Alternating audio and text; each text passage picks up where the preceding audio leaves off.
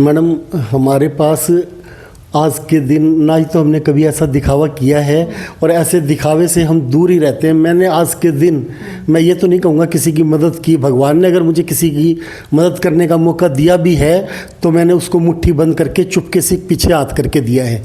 ये नहीं कि मैंने सबके सामने दे करके उससे फ़ोटो खिंचवाने की कोशिश की या ऐसे की।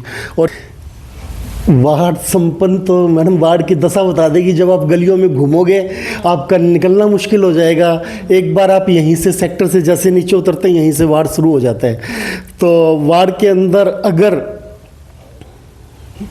आप वार्ड को पार कर जाएं तेल डिपो फाटक तक बगैर आपके कपड़ों पर कीचड़ लगे या छींटे लगे बाइक पे या स्कूटी पे, तो मैं मान लूँगा कि वार्ड ठीक है।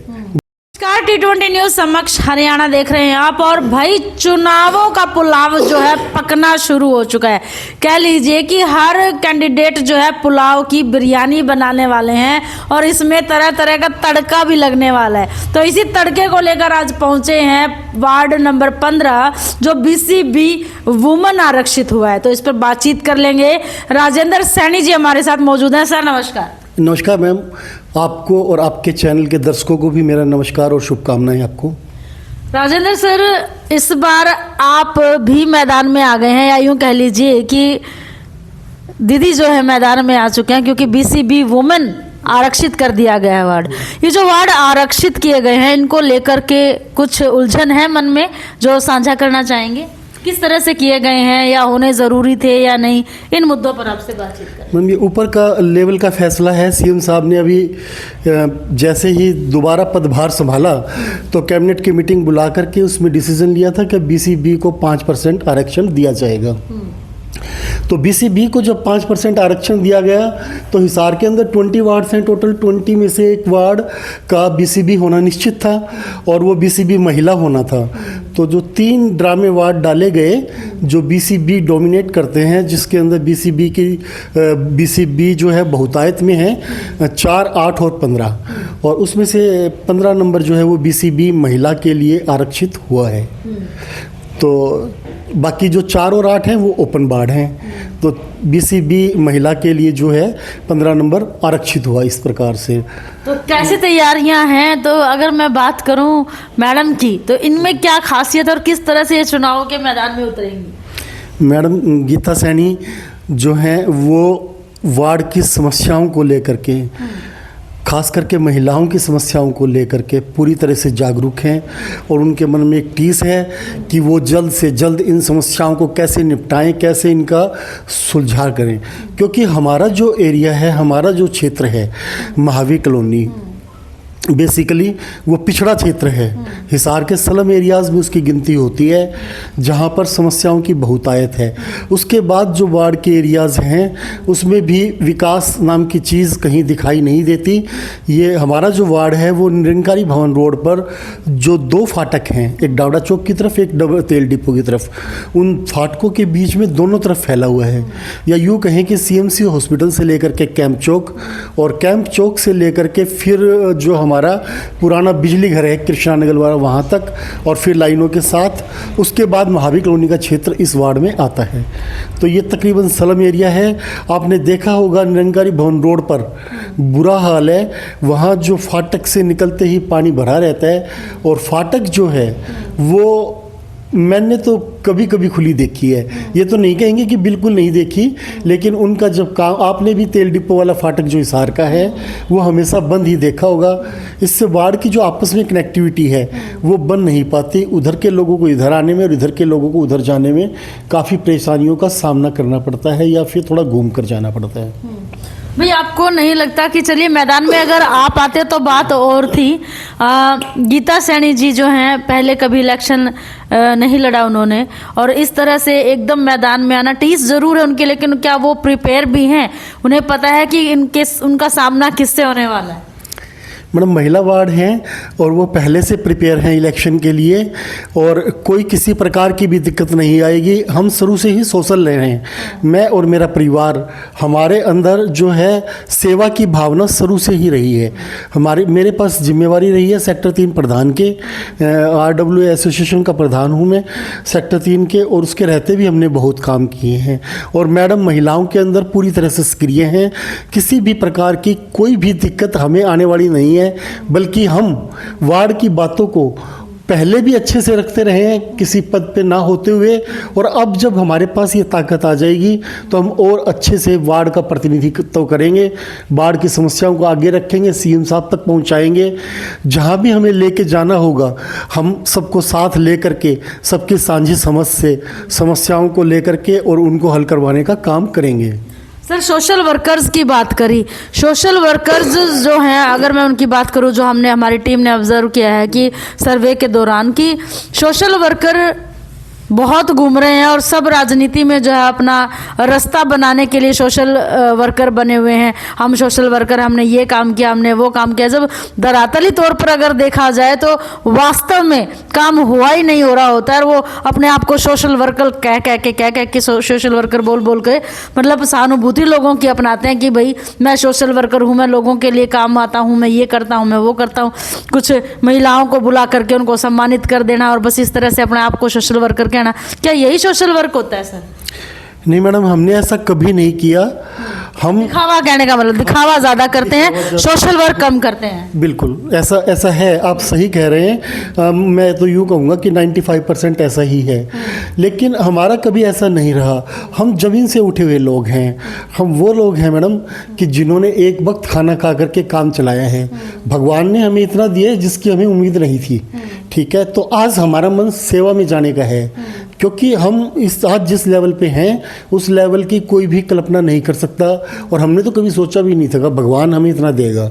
हमें इस कॉलोनी से इतना मिला, इस कॉलोनी ने हमारा इतना सहयोग दिया, भाई बच्चों ने, बड़ों ने, छोटों ने, सभी ने हम पे आशीर्वाद रखा, तो आज हम इस जगह पर हैं।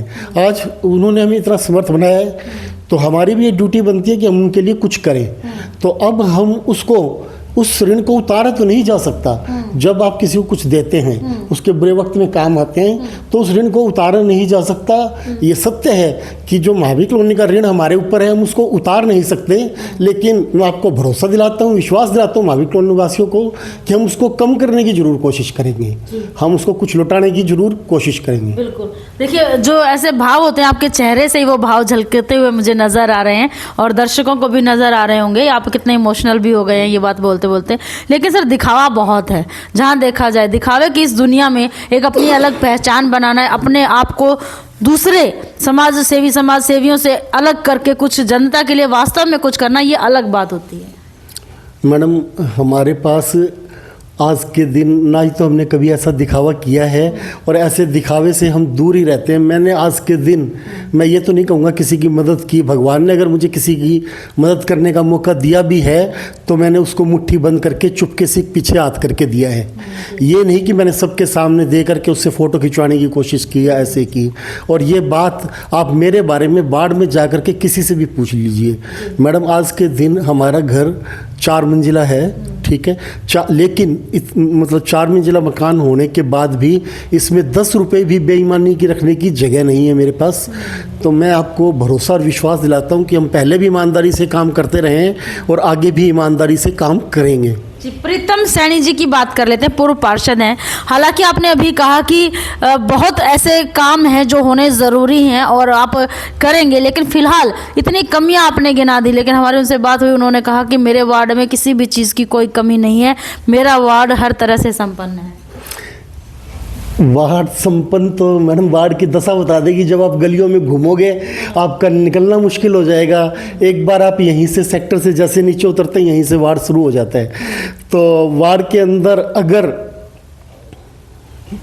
आप वार्ड को पार कर जाएं तेल डिपो फाटक तक, बगैर आपके कपड़ों पर कीचड़ लगे या छींटे लगे बाइक पे या स्कूटी पे, तो मैं मान लूँगा कि वार्ड ठीक है। बाढ़ में कोई समस्या नहीं है। मतलब जैसे ही आप उतरेंगे टूटी फूटी सड़कें हैं। अगर आप 3 चक्कर काट लें बाइक के ऊपर, यहाँ पर 2 या 3 चक्कर काट लें तो आपको बाइक या स्कूटी या गाड़ी आपको वॉशिंग करानी ही पड़ेगी। यही हाल जैसे ही तेल डिपो फाटक को पार करते हैं वहाँ भी यही हालात हैं। सीवरेज की समस्या जो कि तो बनी हुई है, यहाँ पर इस सड़क पे कोई काम नहीं हुआ आज तक। सारे ऐसे के ऐसे जो ब्लॉक की सड़कें थी वो भी अब उखड़ गई, कुछ ऊंची नीची हो गई हैं, कुछ टूट गई हैं। पता नहीं किस तरह से काम करते हैं कि बाद में पहले सड़क बनाते हैं, उसके बाद फिर पानी की लाइन डालने के लिए उसको फिर फाड़ते हैं, फिर बनाते हैं, फिर ऐसे, और सड़क भी ऐसे डावाडोल। मतलब काम जो है वो सिस्टमेटिक ढंग से नहीं हुआ, जो थोड़ा बहुत हुआ भी है तो पहले तो इसमें काम हुआ ही नहीं। सीवरेज की समस्या की जहाँ तक बात करें, पिछले 2 साल से तकरीबन सब्जी मंडी चौक पर एक ट्रैक्टर खड़ा है, आपने देखा हो तो, जो पुराना सब्जी मंडी चौक है उसने पूरे रास्ते को ब्लॉक किया हुआ है। 2 साल से वो एक छोटा सा पाइप का टोड़ा नहीं डाला जा रहा, जिससे पूरा शहर परेशान है। वहाँ पे निकलते हुए आप कभी देखना, वो ट्रैक्टर रास्ते के बीच में खड़ा है, जो गोल चक्कर है उसके साथ, और उसको अभी तक सारा दिन वो चलता रहता है।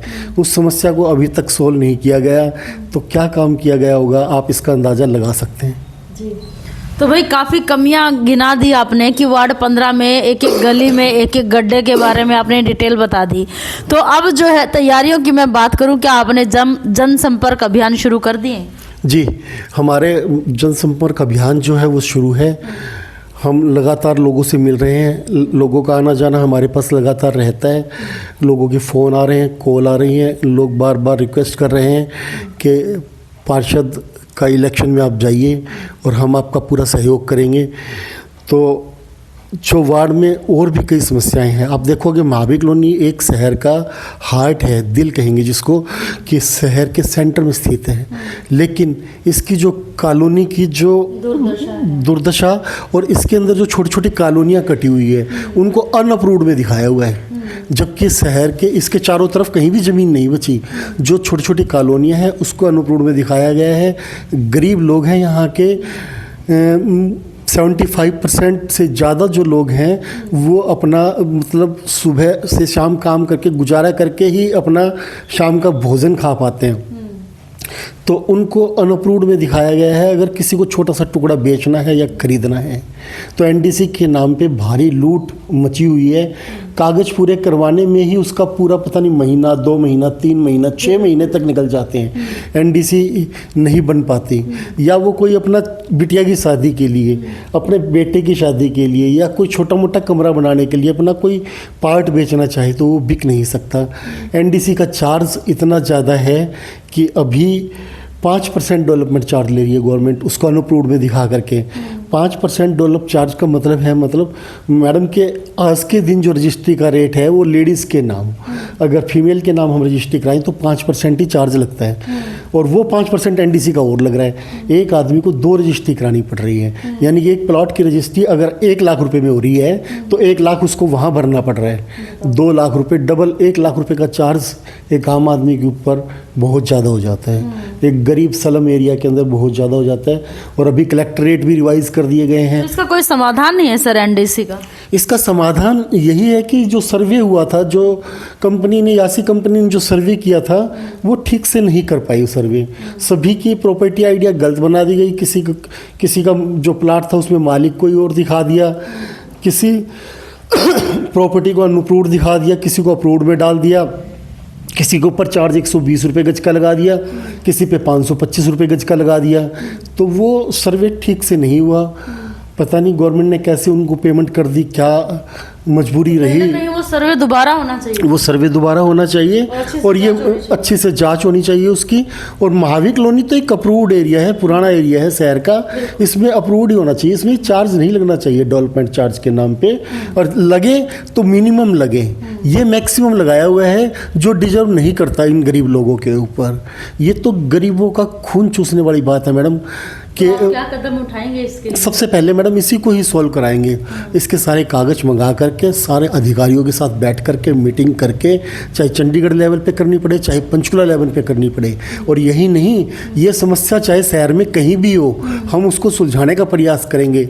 जब हम वार्ड का इलेक्शन जीतेंगे वार्ड का इलेक्शन जीतने के बाद हम प्रतिनिधि बन जाएंगे।